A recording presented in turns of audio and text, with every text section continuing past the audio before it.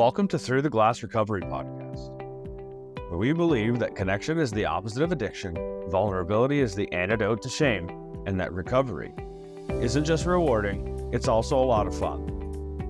We're your hosts, Steve and Julie. Listen as we get together with friends to shed light on the hard things, talk about the other side of addiction, and how we create a life so full there's no space left for alcohol. In this episode, we talk with Drifter, Molly, and Michelle about what it means to serve others in recovery. 3 million people die each year from alcohol alone, and we often find that the best person to help an alcoholic is another alcoholic. We talk about the different ways we felt drawn to help and support others in both individual settings and in more public settings. We explore many different ways that anyone can go about serving.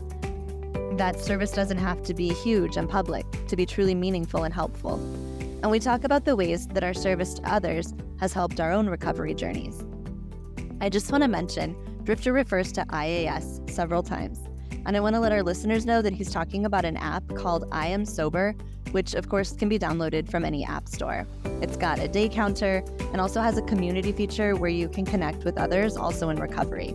We're not being paid to talk about them, but it is a resource that many of us have found helpful. Remember that every time you hit like, or especially subscribe or follow, it lets the podcast platforms know that you think we've shared valuable content here. And other people that might benefit from our podcast will be more likely to see it. We are here tonight with Molly, Drifter, and Michelle. Thank you guys so much for being here. I'm going to have you guys just do some quick introductions. We'll start with Molly. Molly is back for, I think, the 3rd episode with us because she is that amazing. And she's also a friend of ours from the I Am Sober app community. Molly, do you want to tell us a little bit about yourself? Yeah, first of all, it's so great to see you guys. Thank you for having me back again. I always love coming on with you. Yeah, my name is Molly. In about a month, I will hit 2 years sober.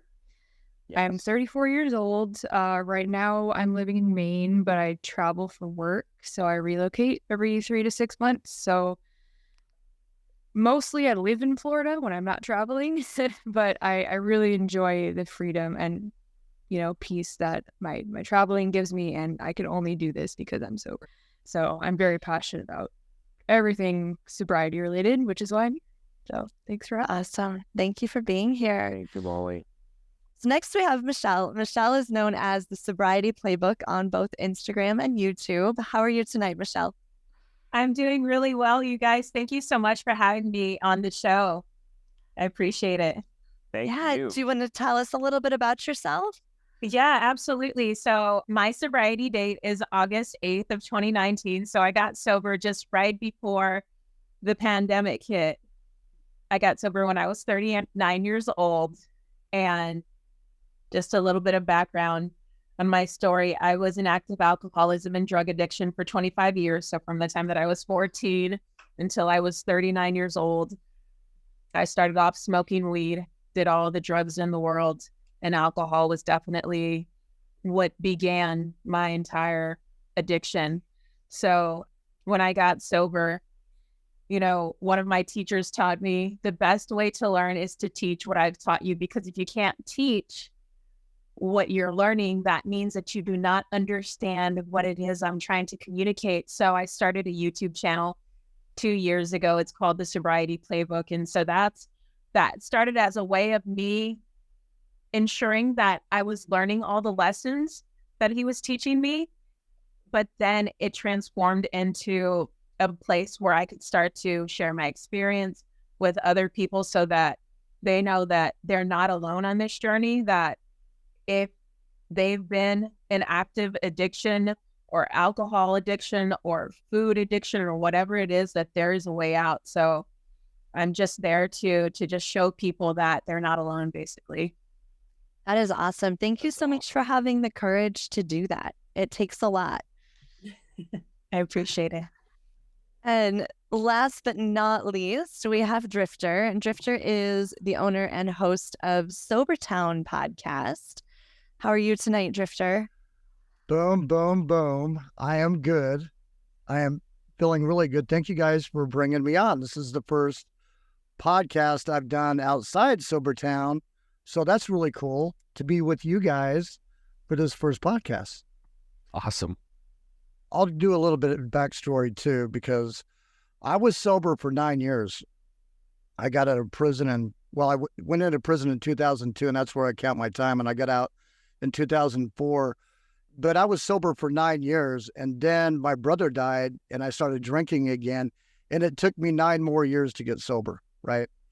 And then, my brother, when he was alive, him and I always through our lives had been trying to get sober together. And all I wanted to do the last 3 years of my addiction was get sober so I could get back in the fight against addiction. And I really thought I was going to end up getting back into churches and stuff.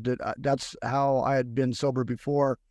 And then, with COVID, all of that was just closed off. And then I stumbled over, this button on Podbeam, the podcast that I was listening to, and it said record here. And that's how Sobertown Podcast started. And that's how I got back into the fight to fight addiction. And from there, we've created SobertownPodcast.com. We have tons of tools and resources to help people get sober. And we're just trying to bring so many things under one umbrella. Pretty awesome. Pretty awesome. You have a lot of tenacity, sticking with it the way that you have and doing what you have. So I really admire that about you. Thank you. And for our listeners, we are going to include links to everybody's Instagram and YouTube and website and podcast. So if you want to get to know our guests a little bit better, you can check out the show notes and find links for everything there. So to introduce our topic for tonight, as we make our way through recovery, many of us feel drawn to serve others in the recovery community. There are a lot of different ways that we do this, from counseling or mentoring other people. Sometimes we write sober articles, hosting meetings, and even appearing on podcasts. In what ways have you felt drawn to serve others? How has it affected your life and your recovery? And why do you think it's an important part of recovery to serve other people in the recovery community? Anybody is welcome to start, and we'll just dive into a conversation. I go back to what I heard Michelle say earlier about teaching and how it helps you understand a subject more when you're able to pass it along to another person.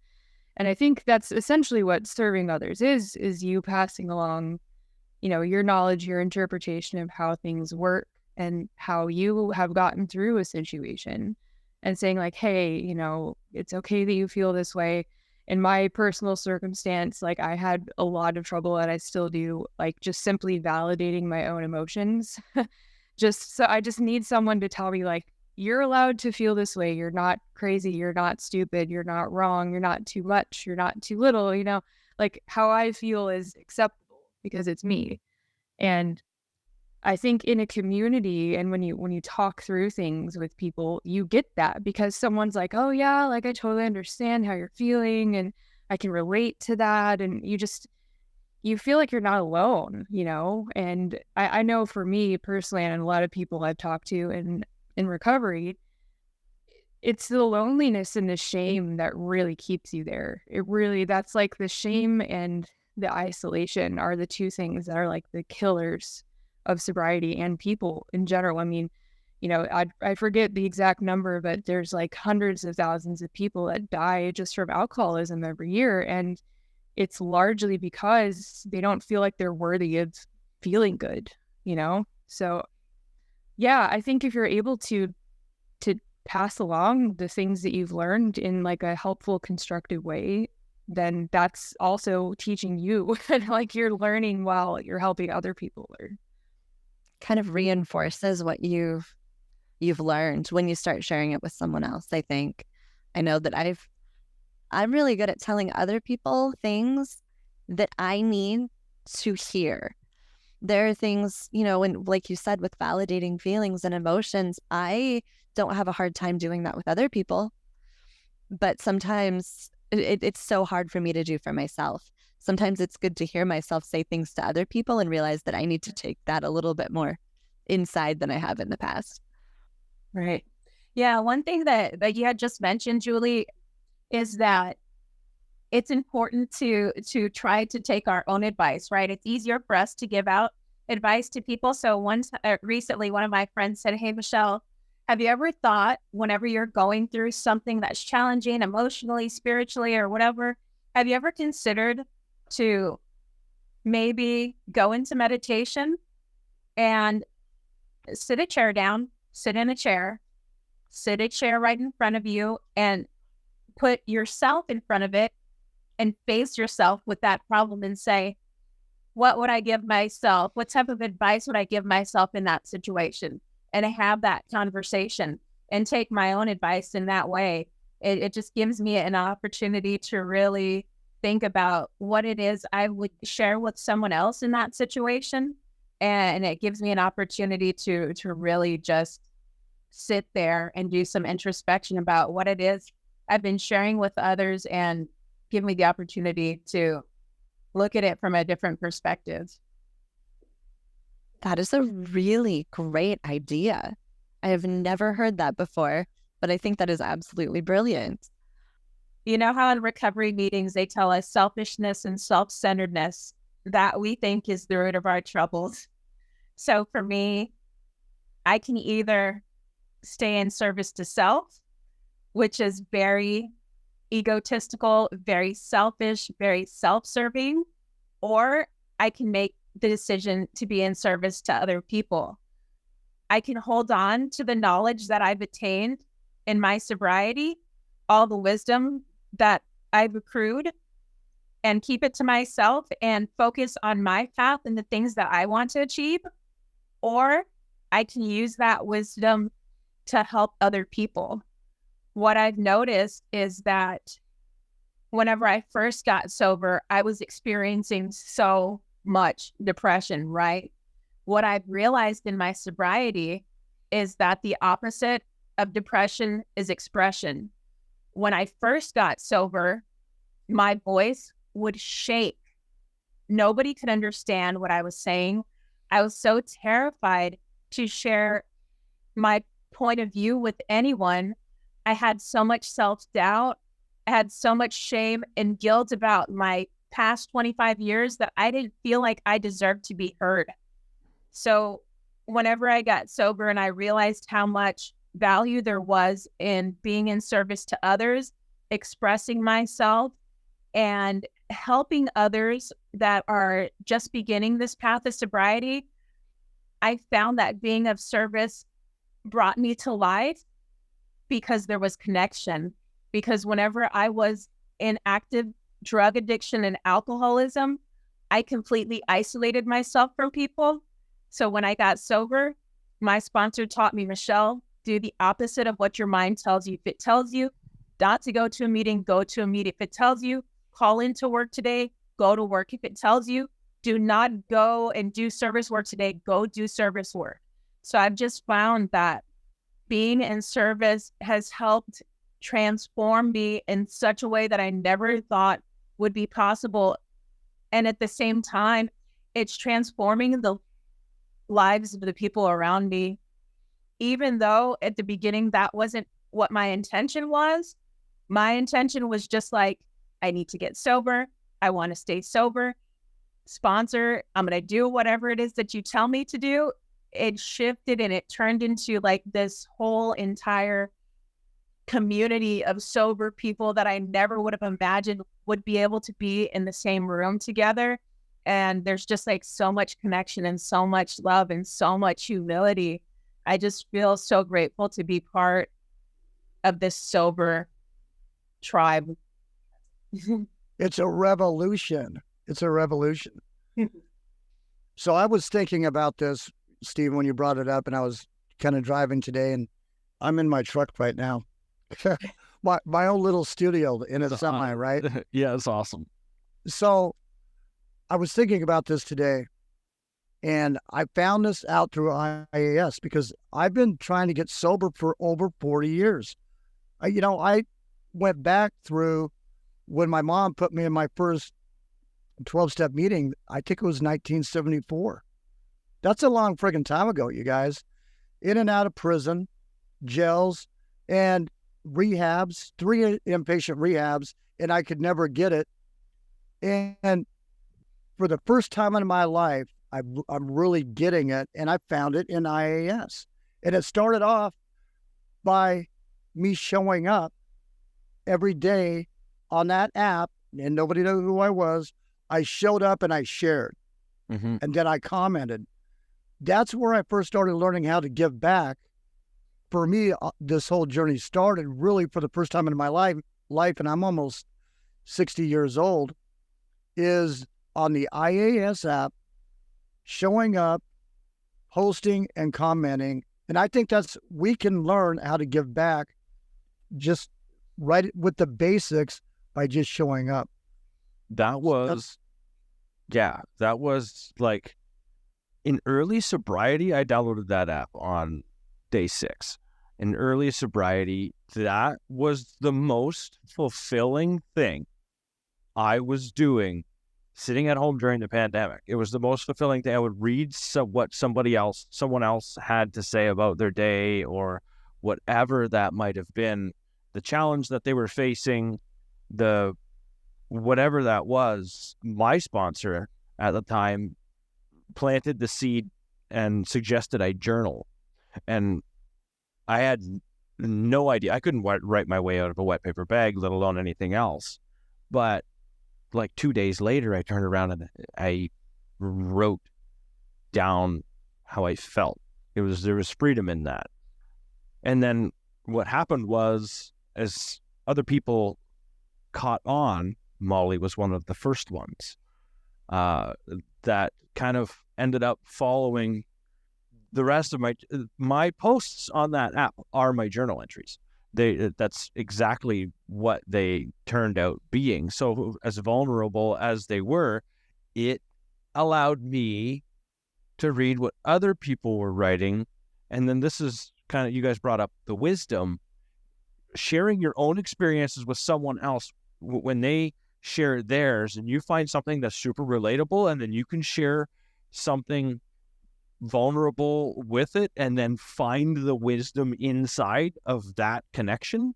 That is absolutely fulfilling. And then you end up with friendships that kind of blow everything out of the water when you have, it's just completely unexpected. Well, what's really cool about all of that is, all these years trying to get sober, I never was able to really plug into like a sober crew. If, like, I remember one time being picked off the streets and taken into a rehab. These guys had years. I couldn't even relate to what they were saying. I get thrown into a rehab. It's what I found on IAS. I was around people with the same timeline as me.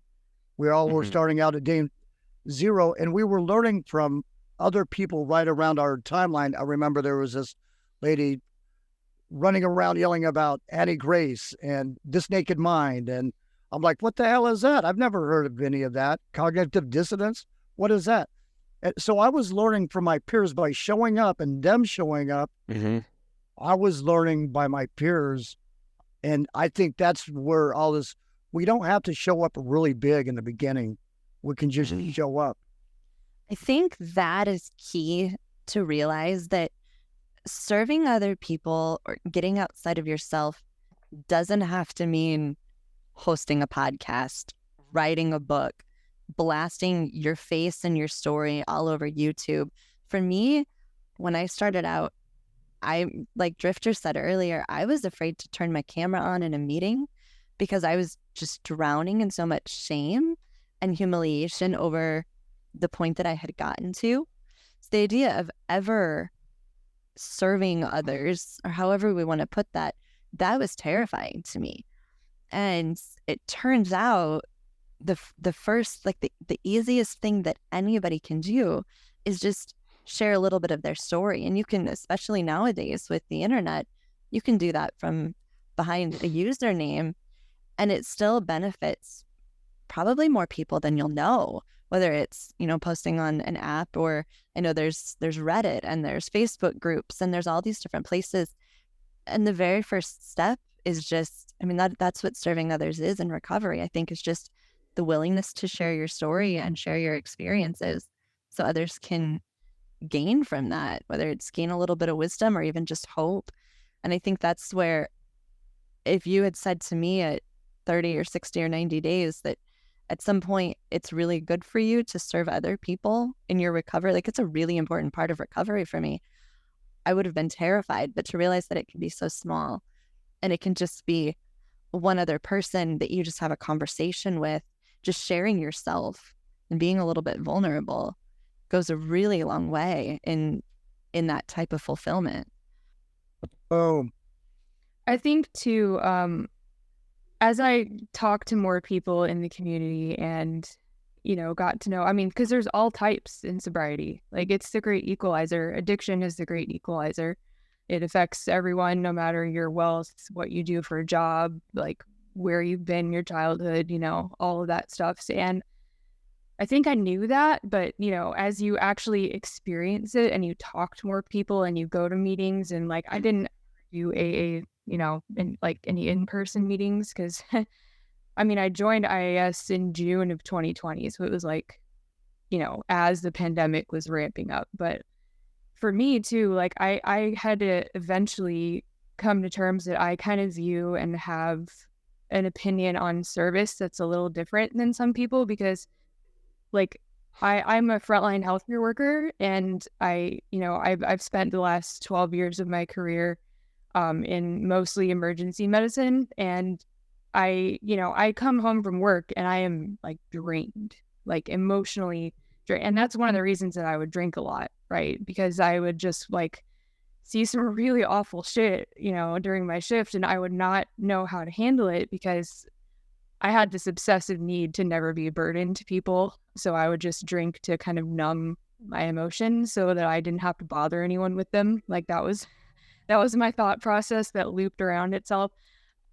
But like, so, service is ingrained in me. It's a biological need almost. Like, it's why I chose to do what I do, because I understand at a very like primal level that everyone needs help. Like, and everyone's going to have an accident, or you're going to get sick and you're not going to know what to do. And serving, I guess I didn't realize, like, I get a lot out of my job. Like, I get a lot of kind of perspective and I get a lot of wisdom. And I didn't realize that I could do that in a sober community too, Like, I didn't realize that I could kind of translate those two things.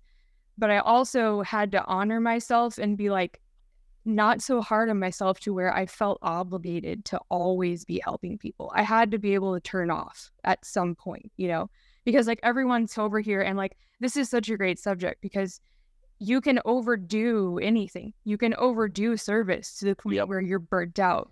You just can't function and you just turn off, And I realized that because there was points when I was serving people for 12 hours a shift, and then I would come home and I would talk endlessly about sobriety with other people. And I would be like, why am I so drained and tired? Like, this is things that should be filling my cup, And most of the time they do, but I had to tell myself, like, it's okay to not always be on and not always be in that mindset of like, I have to talk about sobriety. I have to do this. I have to do that. Like, I have to, at least at this point, like nearing 2 years, I'm really just trying to enjoy the things that I like again. Like, I'm really trying to, I'm becoming a little kid again. I'm like finding joy in little things that I used to do all the time that I didn't even realize that I wasn't doing for years because I was drinking, And so I'm telling myself, it's like, it's okay to just step back and like marvel at life and not have to engage and always be like, who can I help today? Right.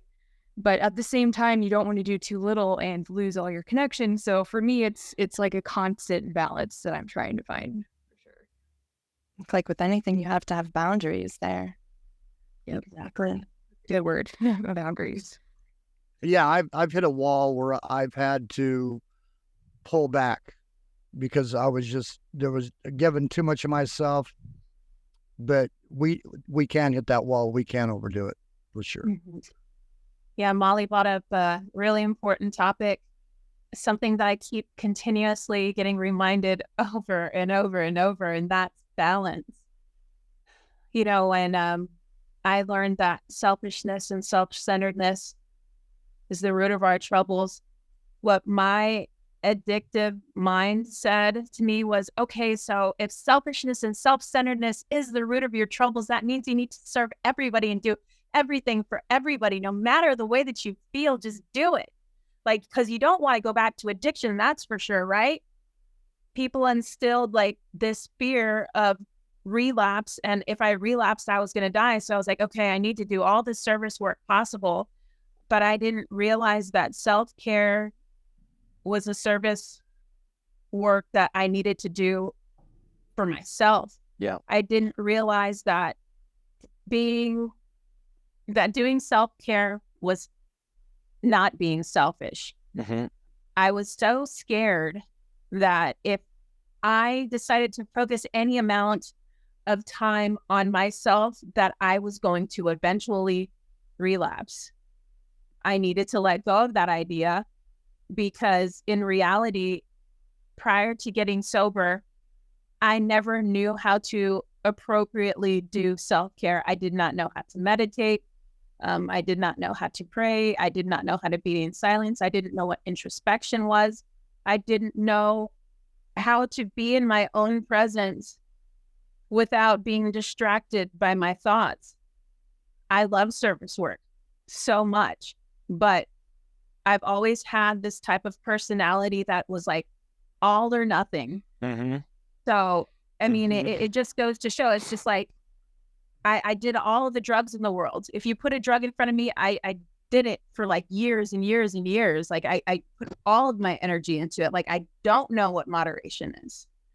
In sobriety, I had to learn like how to be in service to others and how to serve myself, and to notice whenever my body starts to show me signs of like illness, like maybe I need to step back a little. Maybe I need to develop boundaries. I didn't know what a boundary was before I got sober. I literally did not know what the definition was. No doubt, eh? To, Yeah. I said just no doubt. Like, I just know what you mean. Every time I didn't know what a boundary was. Now, What the fuck were boundaries? I didn't even know what the boundaries just get was. like walked all over whenever. oh, for sure. Just Or Go ahead. even setting boundaries. I didn't Yeah. even know how to set boundaries. no. Yeah. And I was that type of person, like if I set a boundary, then I would be like, well, you know what? I didn't really mean it. Like, it's okay for you to just step all over my boundaries. And then I taught people how to treat me.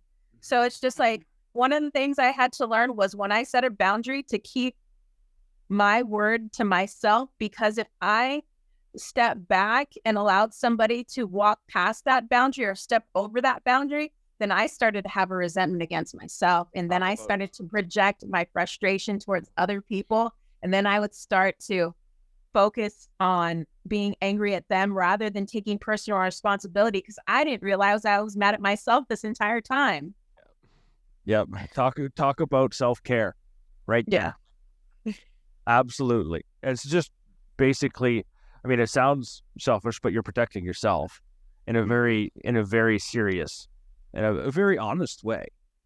For me, I remember, like, even when you go to meetings and you show up, you're already there in service to other people. Just allowing your face to be seen, saying hi to a friendly face. Sometimes that's all somebody else needs, is to see a friendly face. You don't know what somebody else is going through that day, let alone yourself. When you're feeling bad, like you said, Michelle, don't. My head's telling me I don't need to go to a meeting. Then you go to a meeting. I remember the first time I was kind of asked to be of more. I wasn't even asked to be of service. It was like a gut feel I had, and it was hosting a meeting. It was to host a meeting, and it was a gut feel that I had, and it was super scary for me. Sure, I could be vulnerable. Sure, I can. I gotta pick a topic. I gotta own all of this, and I gotta run this meeting. But inside I followed my gut. My gut said, "You know what? Just do it." And then I had to ask a friend, Molly, how do I do this? And then And then so she told me, and it was basically you pick a topic and then you host it. And I was like, oh yay! So that's how it happened. Like, one of the questions we ask is, in what ways have you felt drawn to serve others? And that one, I think, was one where it was my gut that was just telling me, I think you're ready to do this.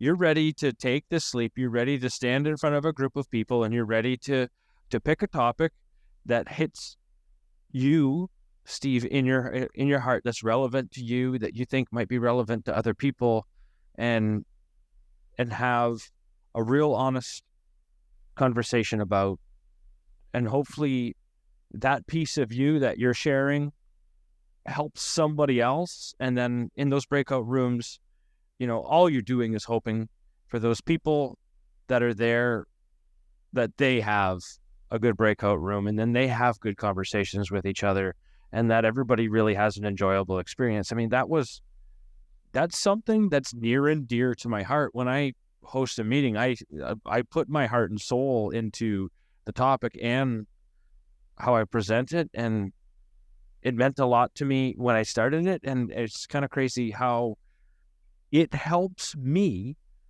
a lot just to do that. Like, it's not just in service to everybody else, it's almost in service to myself, because I get to selfishly pick my own topic, and it's something that is a burning issue for myself. And now I get the pleasure of listening to the wisdom of a whole bunch of other people, and I get to benefit from that too. So, like, it's just a win-win all the way around. And I can't tell you how many times I go to a meeting, and when I leave the meeting, I'm a lot more invigorated than I was when I got there. It's been really cool for me to be in a place where I've been able to, well, everybody but Michelle, because I'm just meeting you, Michelle, but I can imagine it's kind of the same way. I've watched so many people just evolve from posting, commenting, Molly, you telling your story.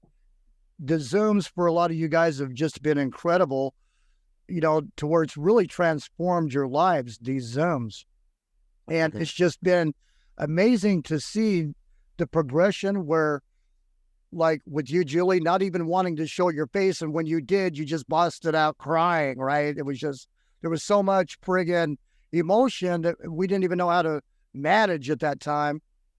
And then here we are, we're growing and sharing what's going on with us. We're learning our emotions, our boundaries, all these other different things. But, one of the biggest things for me that drives me, you guys, to give back, well, number one, it killed my brother. That pissed me off. I'm at war with addiction. Fuck alcohol, fuck addiction. The mind is so tricky. It's still trying to trick me to drink to this day, right? This pre-retirement mode. Oh, get a pontoon boat, and I'm seeing myself drink a beer, and what the hell? My mind is my worst enemy. But one of the biggest things that drives me is, in my addiction, I knew I was spiritually dead. I was a dead man walking. I was alive, but I was dead. I knew it, and there was not a damn thing I could do about it. And giving back restores my soul. Mm-hmm. It gets out of everything that it does by helping other people try to find something that works for them. I just want to keep giving it away. How do you keep something? Because I was dead, now I'm alive. How do you keep that for yourself, right? You can't. It's like, here, go get some of this. So, boom, that's my part. I think one thing that I noticed and that I was thinking about with this topic is it's really easy for me to fall into like resenting my addiction. And you fall into the why me and poor me and why do I have to be the one with this problem? Why are there normal people and why can't I be like that? And connecting with others and serving others and helping others kind of makes me resent it less.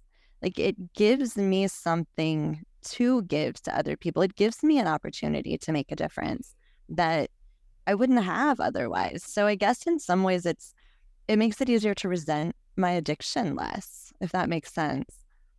Yeah, it does. And also, Molly, it kills 3 million people a year. That's I knew there was alcohol. Yeah. Alcohol alone. That's not the drug. And you put all the drugs together, that's 600,000 people there a year. Alcohol alone is 3 million. Yeah, And that's when I look back, like one of the most messed up parts about my personal addiction and my journey was that like I couldn't ever claim ignorance, you know? I mean, in my job I look inside of people for a living, and I have seen on the scans that I do end stage alcoholics and how it turns your insides into an inflamed mess and you die a slow, incredibly painful death. Like I have seen that firsthand more times than I can count. And like my addiction was so powerful in my brain that I would see that and it would immediately say, you're not that bad. You can go home and drink. And so there was a little like tiny voice underneath all of that would say like, you're going to end up like that. You know, you are, you know, but it was so quiet and so just demeaned and so downtrodden that it was so easy to ignore. And I realized that it was there the whole time, you know, like I think we all kind of had that voice in the back of our heads, like during the worst of it, like we inherently understood the wrongness of our actions. It's just, we didn't listen to ourselves. And once you kind of honor that side of yourself is when things, at least for me, started to really change directions, is because that's the part of me that wants me to live and be healthy and not end up like that. And another big thing for me too was realizing that, you know, I had this kind of notion of boring, that life was going to be boring if I didn't drink. And really what it was that I was so used to highs and lows and never just a middle ground about my emotions, about my day, about anything.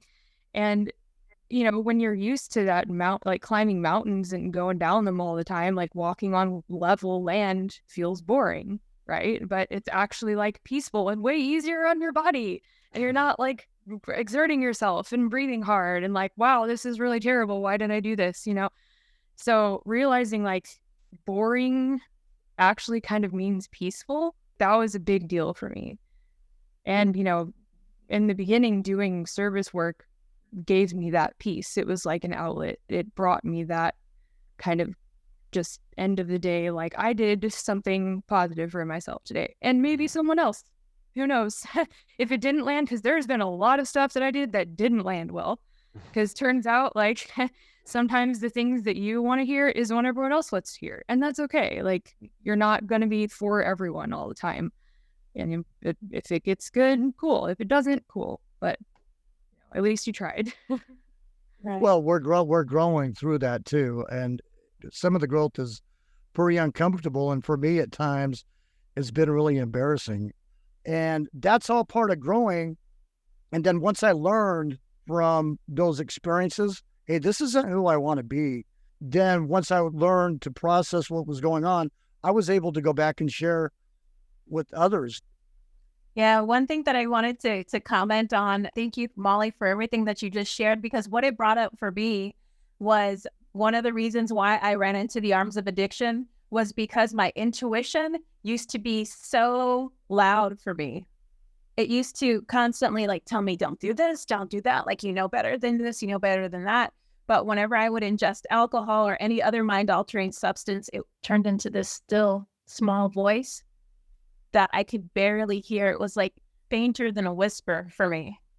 And it just made me feel like it was easier for me to act on that shadow self, the dark side, the part that I wanted to ignore.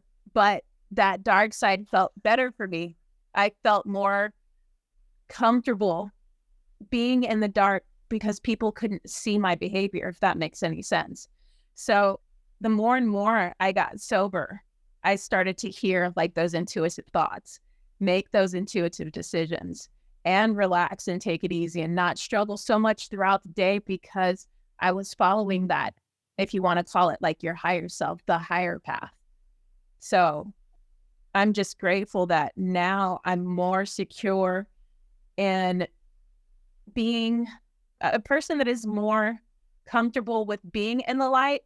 I don't feel afraid and ashamed of myself to where I have to hide in the darkness. It's like the light can be shining on me and it's okay because I'm being honest and open-minded and willing and vulnerable. And I'm willing to like wear my scars everywhere and not pretend like I'm this perfect person. And hopefully like other people can see like, it's okay if you're not perfect. You can still get sober. There's a way out. Like there is hope, you know? Michelle, like you were saying there, vulnerability. I think that right there, it just takes the darkness away. Once you share those scars that you're talking about and put those out in the light, it's only a matter of time for someone to say, I have the same scar. Yeah. I want to say thank you, Drifter. Thank you, Michelle. And thank you, Molly, for joining us tonight. It's been a real pleasure to have all three of you on. Thank you so much for your time. Thank you too. Thank you. Thank you. Yeah. Thank you guys so much for everything you've shared. We really appreciate you. We'd also like to thank our listeners for sharing space with us. Remember to subscribe or follow to keep getting new content. And if you have any comments or topic suggestions, email us at throughtheglassrecovery@gmail.com. We'll see you next time as we continue to explore life on the other side of alcohol.